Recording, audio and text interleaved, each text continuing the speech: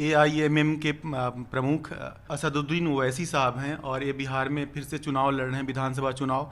और इस बार भी आपका फोकस जो है सीमांचल में ही है। तो जैसे कि हर बार आप पे आरोप लगता है जब भी आप चुनाव लड़ते हैं कि एंटी बीजेपी वोट को आप फिर से बांटने की कोशिश कर रहे हैं।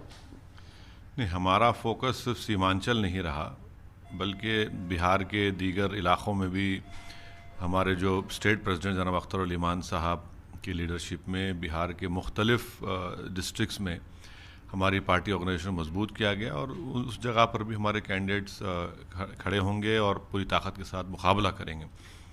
दूसरी बात यह है कि जो आरोप लगता है, इल्ज़ाम लगता है, सरासर झूठ है। और ये जो इल्ज़ाम लगाते हैं ये इनके गुरूर और एक तकब्बुर की और इनके इग्नोरेंस की भी एक बेहतरीन मिसाल है। पिछले पार्लिमानी इलेक्शन में, पार्लियामेंट के चुनाव में कहीं पर भी आप नहीं जीते आरजेडी के, जबकि आप तो रूलिंग पार्टी में रह चुके हैं, पावर शेयर मैंने आपको कई बार सीएम थे। सिर्फ किशनगंज से हमने अख्तर उल ईमान साहब हमारे कैंडिडेट थे, वहाँ पर वो 3 लाख वोट हासिल किए, 3,25,000 जेडीयू बीजेपी कैंडिडेट ने हासिल किए और 3,50,000 पर कांग्रेस के उम्मीदवार कामयाब हुए। तो फिर वोट बांटने का सवाल ही पैदा नहीं होता। एक सीट हम लड़ते हैं तो पूरा आसमान सर पर उठाने की कोशिश करते हैं। और डेटा से साबित है कि एमआईएम के लड़ने से बीजेपी को फ़ायदा नहीं होता है। अगर बीजेपी बिहार में जीत रही है, एनडीए जीत रही है, तो इसका राज जिम्मेदार आरजेडी और कांग्रेस है, क्योंकि इनमें वो काबिलियत नहीं है, वो आवाम के दिल नहीं जीत पा रहे हैं और आवाम इनसे मायूस हो चुकी है और एक विकल्प देख रही है, अल्टरनेट देख रही है जो एमआईएम उनको प्रोवाइड करेगी। अभी आपने सर झारखंड में चुनाव लड़ा और झारखंड में आपको कुछ खास कामयाबी मिली नहीं, एक भी सीट आप नहीं जीत पाए और फिर से बिहार में आप आ रहे हैं। झारखंड में हमको करीब 1% के ऊपर वोट मिला है, जहाँ टोटल सीट्स अगर वोट आप देखेंगे। यकीनन पहली मर्तबा कामयाबी नहीं मिली तो इसका मतलब ये नहीं है कि हम अपनी कोशिशों को जारी नहीं रखेंगे, बल्कि जारी रखेंगे। और हमको यकीन है कि आइंदा जब झारखंड में असम्बली के चुनाव होंगे, हमको पूरा यकीन है कि अच्छा रिजल्ट आएगा, वहाँ से हमारे एमएलए, कैंडिडेट, विधायक जीत कर आएंगे। तो पहली कोशिश हमने की, अब उसमें कमज़ोरियाँ थी हमारे ऑर्गेनाइजेशन की, उसको हम दूर कर रहे हैं। तो इसमें कोई हमको फ़िक्र की बात नहीं है, मेहनत करेंगे। अभी मैं कई दिनों से बिहार में हूँ और ख़ास करके जब मुस्लिम इलाकों में जाता हूँ तो उनके बीच बीजेपी एक मुद्दा है। उन्हें लगता है कि उनके बीच एक नेतृत्व का खालीपन है, उस खालीपन को भरने की ज़रूरत है। लेकिन वो ये भी कहते हैं कि हम जब वोट करने जाते हैं तो उनके दिमाग में एक चीज़ होती है कि हम बीजेपी को कैसे रोकें। लेकिन वो बताते हैं कि ओवैसी साहब इस स्थिति में नहीं है कि वो बीजेपी को रोक देंगे, इसलिए उन्हें वोट करना बहुत मुनासिब नहीं लगता। नहीं, ऐसा आप ज़ाहिर है आपने लोगों से बात की होगी, मगर जहाँ तक हमारा लोगों से जो राब्ता है, जो बातचीत हमारी हो रही है, उनको ये लगता है कि आरजेडी और कांग्रेस की वजह से ही बीजेपी जीतते जा रही है। और इसीलिए आज आप देखते हैं कि जैसा कि मैंने कहा कि एक ऑल्टरनेट पॉलिटिकल वैक्यूम की यहाँ ज़रूरत है। इसीलिए हमने जनाब देवेंद्र प्रसाद साहब के साथ और कुशवाहा साहब के साथ, बीएसपी और राजभर साहब, ये सब हम लोग मिलकर चुनाव लड़ रहे हैं। और हमको यकीन है कि जो वैक्यूम जो है बिहार में, एक ऑल्टरनेट विकल्प पॉलिटिकल वॉइस का, ये इंशाअल्लाह ताला बहुत हद तक उस वैक्यूम को पूरा करेगा। और आवाम भी आज बेजार है। 15 साल बनामे 15 साल, ये देख रहे हैं कि 15 साल में नीतीश कुमार जो मुख्यमंत्री थे, फिर आरजेडी का दौर था, कुछ खातिर ख्वाह बिहार का डेवलपमेंट नहीं हुआ है। तो इसलिए हमको लगता है कि ये जो पॉलिटिकल फ्रंट बना है, समीकरण बना है, इससे बहुत हद तक जो लोगों में एक कमी महसूस की जा रही थी वो पूरा होगी। एक बात वैसी साहब और कही जा रही है कि मुसलमानों के बीच से कोई यूथ लीडरशिप क्यों नहीं उभर पा रहा है। जैसे कि हाल के दिनों में कन्हैया एक मुखर विपक्ष की आवाज़ बनकर सामने आए। हालांकि उमर खालिद जैसे युवा भी आए, लेकिन अभी वो जेल में बंद कर दिए गए हैं। लोग ये भी कहते हैं कि अगर कन्हैया भी मुसलमान होते तो शायद इस तरीके से बोल नहीं पाते। तो ये तो सवाल आपको उन पॉलिटिकल पार्टी से करना चाहिए जो बरसों से मुसलमानों का वोट ले रहे हैं। पूछिए कांग्रेस से, आरजेडी से। आरजेडी का एक लीडर तो जामिया का पकड़ा गया, एक आवाज़ नहीं खोले अभी तक। ये तो उनसे पूछिए जो मुसलमान इनको ख़ानदान दर ख़ानदान, नस्ल दर नस्ल वोट डाल रहे हैं। भाई आप ये बताइए, नौजवान छोड़िए, मुस्लिम पॉलिटिकल रिप्रेजेंटेशन का क्या परसेंटेज है पार्लियामेंट में, 23 जीत कर आते हैं, तो इसका जिम्मेदार कौन है? आप टिकट नहीं देते हैं, और टिकट देते हैं तो जिता नहीं सकते, अपना वोट ट्रांसफ़र नहीं कर पाते हैं। तो ये तो प्रॉब्लम हर पॉलिटिकल पार्टी में है ना। अब जितने 23 में से जो पार्लियामेंट में जीत कर आए हैं, 22 तो बशमूल में 21 बशमूल मेरे उन पार्लियामेंट्री कॉन्स्टिट्यूंसी से आते हैं जहाँ पर 30% से ज़्यादा मुसलमान हैं। तो आपने कौन सा तीर मारा है?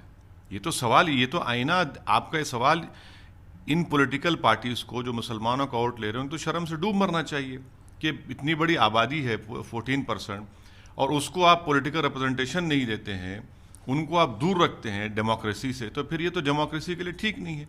तो इनका जो सेकुलरिज्म है ओवैसी साहब, क्या ये बीजेपी से निर्धारित करते हैं? डरा हुआ सेकुलरिज्म है, इनको लगता है कि अगर मैं मुसलमानों का रिप्रेजेंटेशन बढ़ाते हैं तो शायद हिंदुओं का पोलराइजेशन बढ़ जाएगा। क्या इनके मन में ये डर रहता है? देखिए, ये इस सवाल का जवाब देने से पहले मैं आपको बात बताता हूँ। सच्चर कमेटी की रिपोर्ट आई, रघुनाथ मिश्रा कमीशन की रिपोर्ट आई, नेशनल सैंपल सर्वे का डेटा है, सेंसस का डेटा है। ये क्यों बता रहा है कि मुसलमान दलित के बराबर या बाज़ मुकामात पर उससे पिछड़ा है? क्यों? क्या वजह है उसकी? आप तो सरकार में आप ही हैं, सेकुलर पार्टीज कई वर्षों में रहे, आपने क्या किया? दूसरी बात ये है कि आप सवाल क्या था है वो ये कि ये इनका सेकुलरिज्म डरा हुआ सेकुलरिज्म। अब सेकुलरिज्म ये है कि कमलनाथ ईंट बिजा रहे हैं, सेकुलरिज्म ये है कि प्रियंका गांधी ट्वीट कर रही हैं, सेकुलरिज्म ये है कि राजीव गांधी के ज़माने में ताले खोले गए, सेकुलरिज्म ये है कि राजीव गांधी के ज़माने में शिलान्यास होता है, सेकुलरिज्म ये है कि जिस नौजवान का आपने जिक्र किया जिसको दिल्ली राइट्स में पकड़ा गया, यूएपीए अमेंडमेंट बिल आता है, अमित शाह जो होम मिनिस्टर लाते हैं, तो कौन सपोर्ट करता है उसको? कांग्रेस सपोर्ट करती है। ये इनका सेकुलरिज्म है। इनका हकीकी मान में सेकुलरिज्म तो यही है भाई, आप दिल्ली राइट्स में इतनी परेशानियां हुई, बर्बादी हुई, तबाही हुई, वहाँ पर आप खामोश बैठे हैं। तो ये इनका दोगली पॉलिसी की वजह से आज आप देखते हैं कि ये एक्सपोज हो चुके हैं। और ये बार बार ये बोलना कि भाई हमको ऐसा करने से मेजॉरिटी का वोट नहीं मिलेगा। अरे भाई, आपको तो वोट मुसलमान ही दे रहा है ना, दूसरा वोट कहाँ गया आपका? आपका दूसरा वोट है ही नहीं ना, कहाँ है दूसरा वोट आपका? बताइए हमको। अगर आपका दूसरा वोट होता तो 191 पार्लियामेंट सीट्स में जो कांग्रेस बीजेपी का मुकाबला हुआ, 171 या 172 सीट्स पर बीजेपी जीत गई। कहाँ है आपका? आपका तो वोट ही नहीं है। इसीलिए आप सिर्फ हम पर तनकीद, हम पर इल्ज़ाम लगाते हैं। करते रहिए, हम इससे मुतासर होने वाले नहीं हैं। हम जो काम कर रहे हैं हमको यकीन है कि आवाम उसको देख रही है, समझ रही है, और अब के बार बिहार में बड़ा अच्छा नतीजा आएगा एमआईएम कैंडिडेट्स के सिलसिले में। कितनी सीटों पे आप लड़ने जा रहे हैं? हाँ, अभी इस मेरे ख्याल से 18 या 19 सीट पर हम लोग इस अलायंस में अपने हमारे कैंडिडेट्स रहेंगे, और हमको यकीन है कि 5 साल पहले जो नतीजा था उससे बेहतर आएगा। किशनगंज की बाई इलेक्शन की सीट हमारे अख्तरुल इमान साहब की लीडरशिप में, वहाँ पर हमने हमारे खबर हुदा साहब कैंडिडेट हमारे जीते हैं, तो हमको यकीन है कि अब तादाद। एक लालू प्रसाद यादव जी की जो छवि रही है मुसलमानों के प्रति, मुसलमान उन्हें लगता है कि लालू यादव जब सत्ता में रहते हैं तो उन्हें सुरक्षा को लेकर आश्वस्त करते हैं। उस छवि को आप कैसे देखते हैं? और अभी जो लीडरशिप है तेजस्वी के हाथ में आरजेडी की, क्या वो लालू यादव की तरह मुसलमानों को आश्वस्त कर पाएंगे? बात सुनिए, सरकार चाहे किसी पार्टी की हो, कॉन्स्टिट्यूशन ऑफ इंडिया सुप्रीम होता है, और कॉन्स्टिट्यूशन ऑफ इंडिया में राइट टू लाइफ एक फंडामेंटल राइट है। और सरकार किसी की हो, मुख्यमंत्री कोई भी हो, उसका ये कॉन्स्टिट्यूशनल ड्यूटी हो जाती है, उसका फ़र्ज़ बन जाता है कि वो जान, माल और घर की हिफाजत करे, रिलीजन फ्रीडम रिलीजन की हिफाजत करे। और अगर कोई ये करता है तो कोई एहसान नहीं कर रहे हैं आप, और अगर नहीं करता है तो अपनी फंडामेंटल ड्यूटी का वो और अपने ओथ का वो वायलेशन कर रहा है। चुनावी राजनीति में तो सब कुछ वोट बैंक के हिसाब से लोग डिसाइड कर रहे हैं। अब वोट बैंक अगर होता है तो फिर ये बताइए, फिर आरजेडी से कोई मुस्लिम एमपी क्यों नहीं जीत पाता है? नहीं, तस्लीमुद्दीन साहब जीतते थे। कहाँ तस्लीमुद्दीन साहब की सीट पे अब कौन जीता है वहाँ पे? बताइए। जब तक वो सीमांचल के गांधी जिंदा थे वो तो जीतते थे। अब उनके बाद क्या हुआ? वहाँ से कौन जीता है फिर? इसका जिम्मेदार हमारा कैंडिडेट भी नहीं था वहाँ पर। इसका मतलब यही है कि इनका जो कोर वोट है वो ट्रांसफ़र नहीं होता है।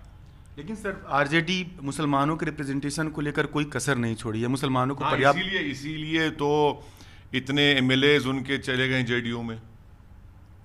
कसर बिल्कुल नहीं छोड़ी उन्हें, सही कहा आपने। जितने 4 या 5 मुस्लिम एमएलए उनके छोड़ के भाग गए जेडीयू को। अब शायद एक ही बड़े सीनियर लीडर बचे हैं उनके, माँ बाकी तो पूरे जा चुके हैं। अब बताइए इनका क्या है फिर रिकॉर्ड ये।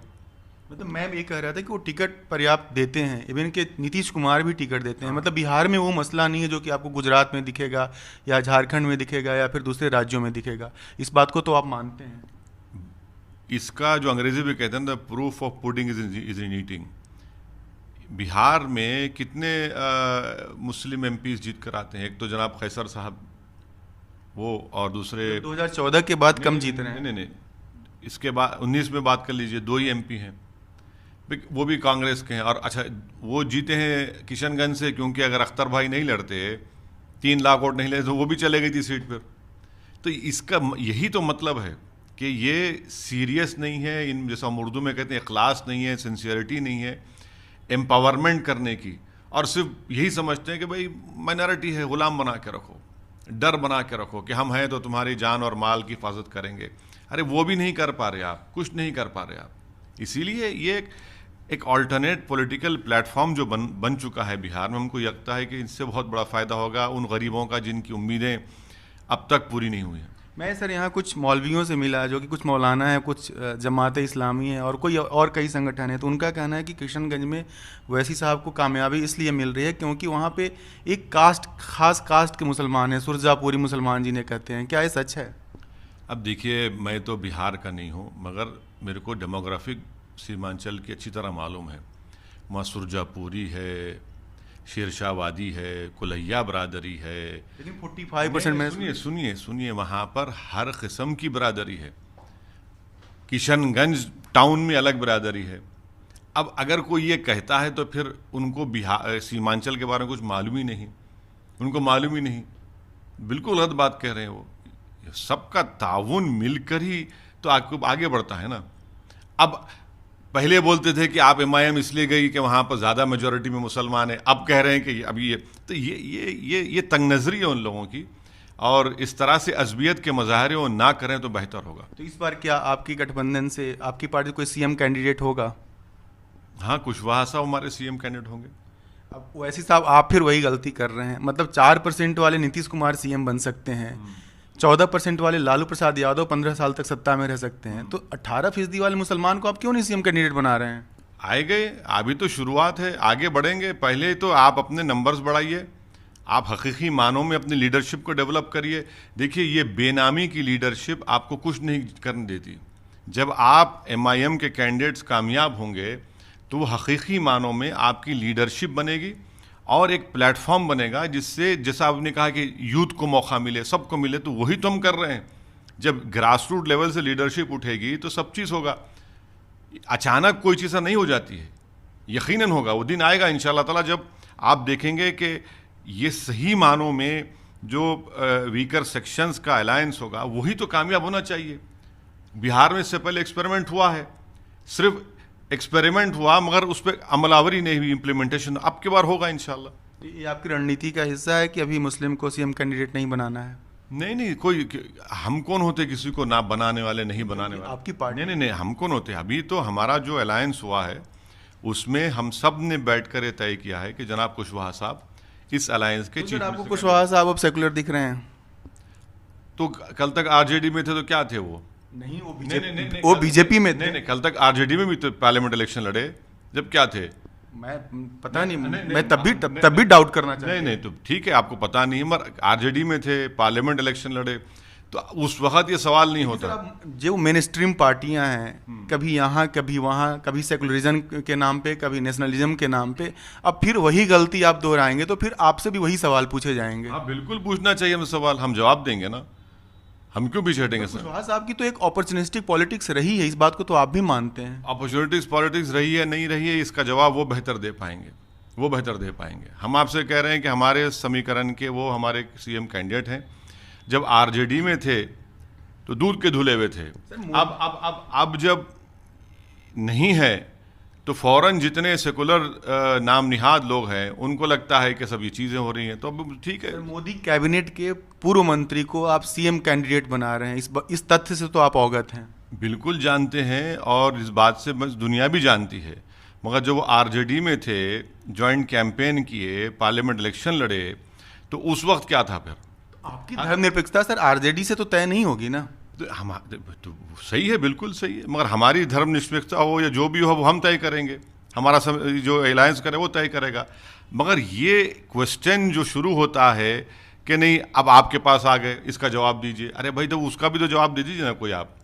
तो सर आरजेडी वाले देंगे। एक बात और वैसी साहब देंगे, वो देंगे इस बात का। तो अगर वो सही होते तो फिर वहीं रहते वो। अब तो सर इंसाफ करते तो। अनंत सी कल तक नीतीश कुमार की पार्टी से लड़ते थे, अब वहां से लड़ेंगे, तो जाहिर सी बात है अब दोनों के तर्क बदलते अब ठीक अब वो अब ये इंडिविजुअल सवाल वो खुद कर रहे हैं। एक आखिरी सवाल वैसी साहब की, मतलब जैसे एक हैदराबाद का नेता बिहार में आकर क्यों नेतागिरी करेगा, यहाँ बिहारी क्यों नहीं करेगा? अरे क्या बात है, तो मैं आपसे जानना चाह रहा हूँ। एक गुजरात का आदमी निकल कर यूपी में लड़ लेता है। नहीं, अरे एक गुजरात के आदमी के नाम पे फोटो लगाकर बिहार में वोट मांगा जाता है। मैं क्या कम हूँ मोदी से? कौन कहता है आपको? आपको कोई कम? फिर क्या कमी है? आप हर एतबार से हाइट, नहीं, हाइट में, खूबसूरती में, दाढ़ी में, इल्म में, काबिलियत में क्या कमी है? क्या कॉन्स्टिट्यूशन ऑफ इंडिया मुझे याद देता है। और मैं देखिए, मैं अपने आप को मजबूत करने नहीं आया हूँ, मैं तो बिहार की जनता में उनको एक लीडरशिप उनकी उभरे, उनका इस सही मानों में उनकी आवाज़ उठे, हम वो प्रोवाइड करने आ रहे हैं। हमको आप सही कह रहे हैं, यहाँ आने का मकसद क्या है? यहाँ आने का मकसद यही है, ये हमारे इश्यूज़ हैं, ये हमारा ख्वाब है कि भाई सीमांचल जो भारत का सबसे पसमानदा इलाका है, वहाँ पर डेवलपमेंट हो, वहाँ पर जस्टिस हो। बिहार में इतनी बड़ी तादाद में यहाँ पर गरीब माइनॉरिटीज़ और दूसरे लोग रहते हैं, उनकी लीडरशिप बने, उसीलिए तो हम आ रहे हैं। जो ऐसी संसद में कॉन्स्टिट्यूशन को लेकर, सुप्रीम कोर्ट को लेकर और तमाम तरह के नियमों को लेकर इतना ज़्यादा मुखर रहते हैं, क्या वो एक मुसलमानों के ही नेता बनकर रहेंगे या फिर ना। कौन, मैंने कब कहा कि मुसलमान नेता मैं हूँ या बनूंगा? खुदा ना खासा कभी नहीं बनूंगा मुसलमान नेता मैं। ना मेरा ख्वाब है, ना मेरा शौक़ है, ना मेरा कोई इसमें एम्बिशन है, बिल्कुल नहीं हूँ। मैं क्यों बनूंगा मुसलमान नेता? मुझे ज़रूरत भी क्या है बनने की? तो आप आने वाले वक्त में बिहार में आपकी ऐसे एजेंडे होंगे, ऐसी नीतियां होंगी जिसे लगे कि आप सबको अपील कर रहे हैं? हाँ बिल्कुल करेंगे, वही तो एजेंडा है, असल एजेंडा वही है। इसको गैर ज़रूरी कि मुसलमानों का नेता को कहाँ है? ये मुसलमान नेता तो ये दूसरे पार्टी में है ना, वो बड़े बड़े वही लोग हैं हमारे चौधरी, उन्हीं से पूछिए, हम तो नहीं हैं। सीमांचल से आगे आप बढ़ेंगे बिहार में? बिल्कुल बढ़ेंगे इंशाल्लाह।